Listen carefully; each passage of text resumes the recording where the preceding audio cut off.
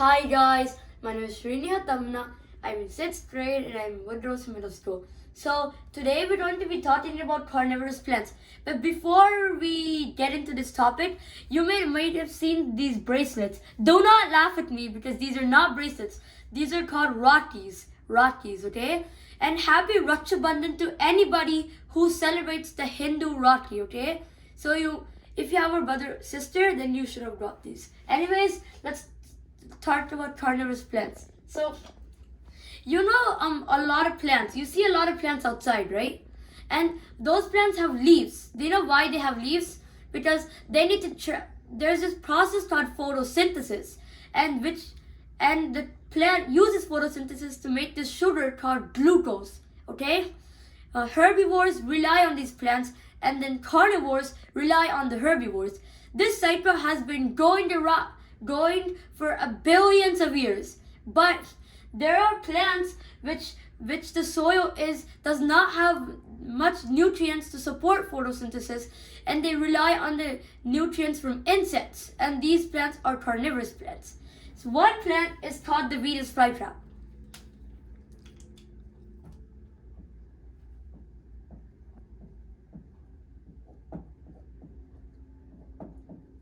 So let's talk. Can you guys see it? So now let's talk about the Venus flytrap first. So the Venus flytrap is not a monster. It may look like a monster when you see it, but this is how it looks like. So there's this big thing in the middle. There's spikes. Sorry if I am a bad artist at this. And then there's these triggery hairs. Okay, we'll talk about them now. So a Venus flytrap has this is a plant, okay? So a Venus flytrap does not have any leaves, but there's no need for photosynthesis. It gets its photosynthesis from animals, pretend photosynthesis. So it has these triggery hairs which trigger the movement of the insect. It's like a robot. And there's a lot of sap. There's a red lining in the flytrap, and there's a lot of sap on the flytrap, like sweet nectar sap that you can breathe it all in. But that's for insects. It's not dangerous for humans. So when a fly lands on the flytrap, the Venus flytrap starts counting the movements of the insect, and then if there are two movements within 20 seconds, when the Venus flytrap shuts its jaws so fast that the insect cannot escape.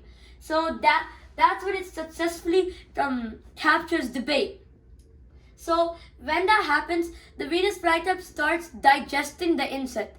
So a lot of enzymes and a lot of digestive sap is released from the flytrap to the insect, and it starts digesting the insect. You know, for a human body, it takes 36 hours to digest food, right? For Venus flytraps, it takes 5 to 12 days to digest just a small insect. You mean we have stomach acids to digest foods more quickly, but they have juices that can digest them, and the juices take more than 5 to 12 days to digest the insect. After digesting the insect, the Venus flytrap slowly opens its mouth again, and nothing is left but the poop of it. There's no poop, but the poop of it is the insect's exoskeleton. So the exoskeleton is left behind. By the way, an exoskeleton is any animal which bones. You know, we have bones in the inside, right? An exoskeleton animal is any animal which has their bones on the outside of their body. So only their exoskeleton is left behind. And that's a trap too, because other insects may prey on those insects on the waist, and then kabam! The Venus flytrap closes its jaws again, and the cycle continues.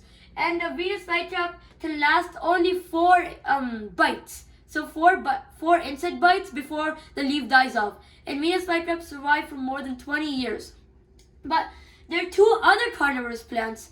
There are more carnivorous plants, but there are 2 other that I'm going to be talking about today.